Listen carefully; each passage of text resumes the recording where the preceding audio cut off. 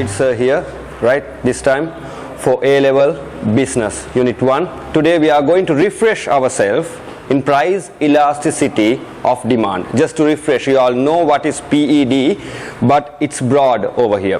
When it comes to advanced level, it's advanced. So first of all, let's refresh price elasticity of demand. Elasticity, it's elastic. No, we are going to talk about a pull from the contrary demand, the response of the contrary demand due to a given change in the price. Nowadays we are really familiar, right? We are really familiar as Asians. We know various types of goods, the price are being fluctuated even during these pandemic situations. The responsiveness of the people, right, has been deferred, right? Various types of people, they will act according to that price change, and poor people, they will act according to that price change. Some people, they will withdraw themselves from buying that particular good. Some people, they will only purchase a less amount of that particular good. So according to those people, right, according to the pattern of their demand, right, due to a given change in the price, the types of goods will also differ. We are going to refresh ourselves along with a bit complicated assignment which is given to you all. So, price elasticity of demand. The responsiveness of the contrary demand of a particular good due to a given change in the price. That means when the price goes up, the demand goes down, right? Usually, think practically. When the price goes up, the demand goes down, and when the price goes down, the demand goes up. That's what we call the negative relationship between the price and the contrary demand. If he goes up, the other one goes down. That's negative. Due to that particular relationship, right, we have 5 types of goods. So to categorize those goods, right, we have to calculate the price elasticity. The PED, price elasticity of demand, depends on a change, delta. This is the change, a change in contrary demanded, percentage change in contrary demanded of the good X divided by percentage change in the price, percentage change, right? Now we should know how are we going to read this. I mean, if they have given you all, do some calculations. Yes, there are students, even IGCSE students, they will do the calculations, but they don't know how to express the meaning of this, right? What type of a situation is this? This is what, right? Even they haven't included these things in the books. So that's what we have to learn, right? Let's assume a particular goods price went up by 10%. So the people, they responded, right? They reduced their demand by 20%. Increment in price, the demand reduced by 20%. Let's put this into the formula. Minus 20% over plus 10. The answer is always minus. The answer, PED, answers are always minus due to the negative relationship. When the price goes up, demand goes down. When the price goes down, demand goes up. It's negative. So the answer will also be negative. How do you read this, right? What does it mean by this minus 2? When the price increases by 1%, the demand reduces by 2%. That's one way of reading. Or when the price reduces by 1%, the demand increases by 2%, right? That's how we read these answers. So you know how to read a PED answer, right? So let's see how are we going to read this. PED equals minus 5. When the price increases by 1%, the quantity demanded reduces by 5%. The response is really high. It's more than 1%. People are responding more than the price change. So it's a huge response. Even when the PED is stated as -1, that means the response is same. When the price increases by 1%, the demand reduces by 1%, the response is same. So there are names for these responses, there are names for these answers. That's why we categorize these goods according to the types, right, of PED. So now we are going to discuss the types of PED. Right, the first type is what we call perfectly inelastic demand. Perfectly inelastic demand, children. Elastic means you can pull it. Inelastic means you can't. No, you can't pull it. It's inelastic, right? What does it mean over here? Who pulls who? The price pulls the contrary demand. The contrary demand is responding. So inelastic means the price cannot pull. The price cannot pull. That means even when the price increases or reduces, the quantity demand remains constant. It cannot be pulled. That's what we call perfectly inelastic demand. The answer you get will be zero. How do you get these answers, children? Right, let's assume price elasticity of demand, change in contrary demand, percentage change in contrary demand over percentage change in price. A change in contrary demand is zero, while the price has increased by 10%. What does it mean? 0 divided by 10? It's always 0. That means contrary demanded remains constant. Even though the price increases, the people, they have to demand for it, because highly essential goods, right, they have perfectly inelastic demand. Think about insulin for a sugar patient. Even though the price increases, children, even though the price increases, he has to consume that, right? His demand will be constant, right? So the PED will be 0 for him. It's perfectly inelastic. For some people, alcohol. For some people, cigarettes. For some, those demerit goods, right? Petrol, yeah, it can be taken as inelastic, but perfectly inelastic means a perfect example could be insulin for sugar patients and other essential drugs, right?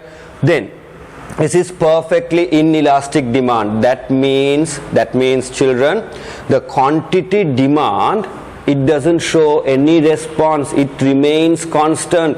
The price could fluctuate. It could go up or it could go down, but he remains constant. It's a highly essential good. You can note it down. The second type, children.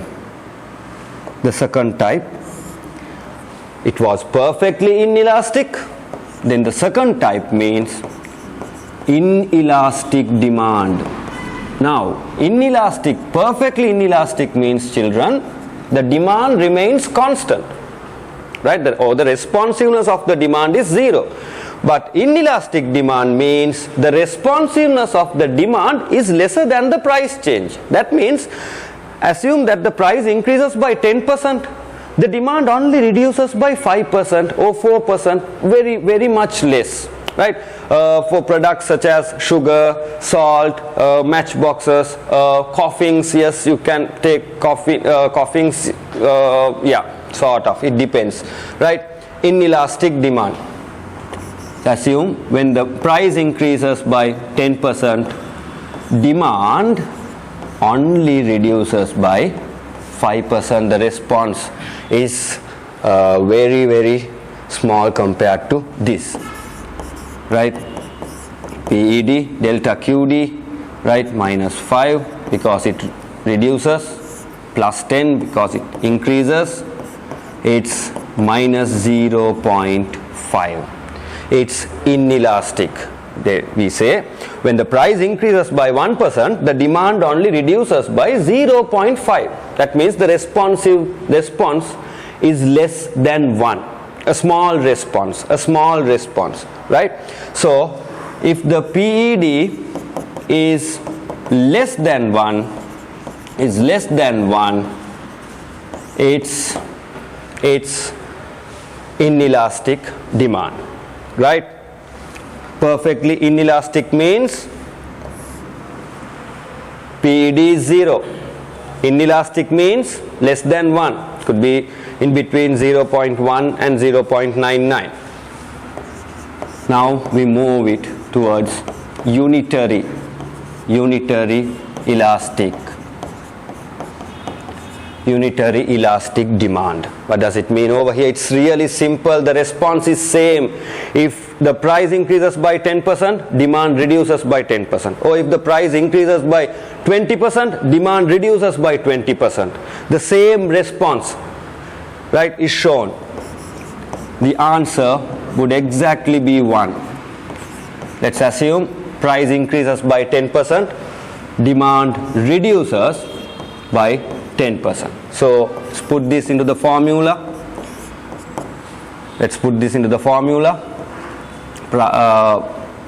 Minus 10 over plus 10.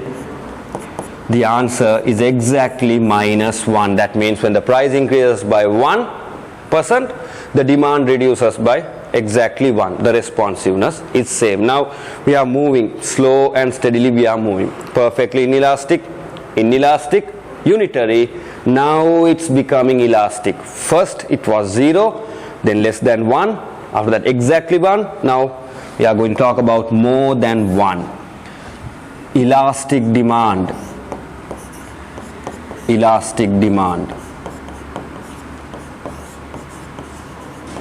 Right, I gave you all a hint. If the responsiveness is really high, right, we would withdraw ourselves from demanding for it.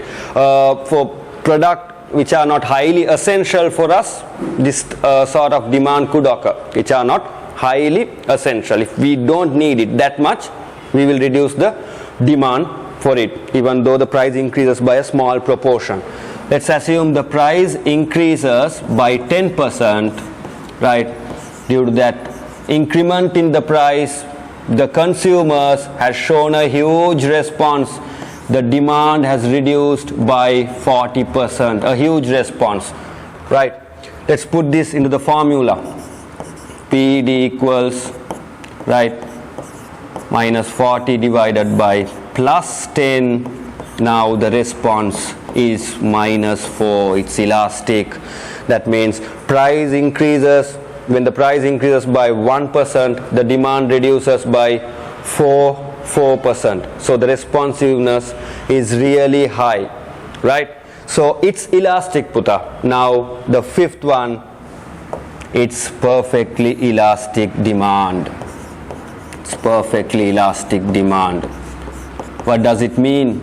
Now in perfectly inelastic, the demand remained constant. Perfectly inelastic demand, right?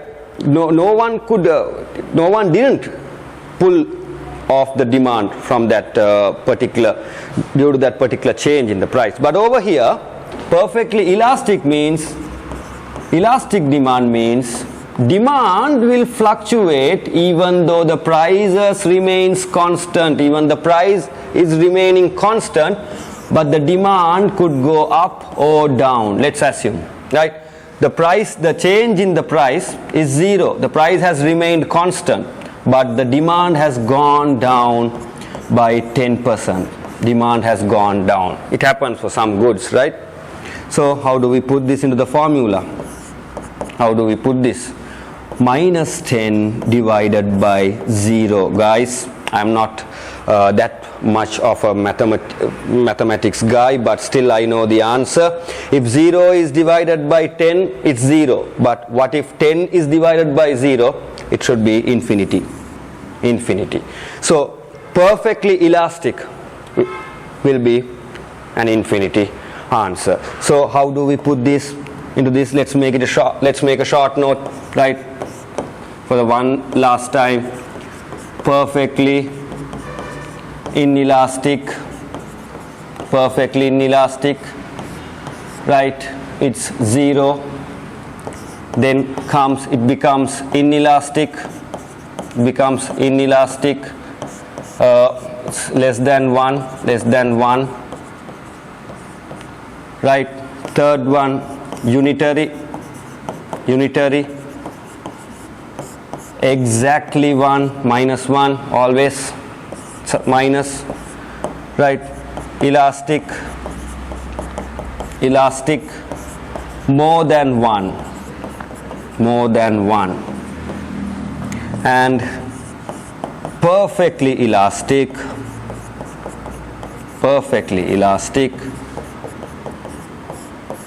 it's infinity.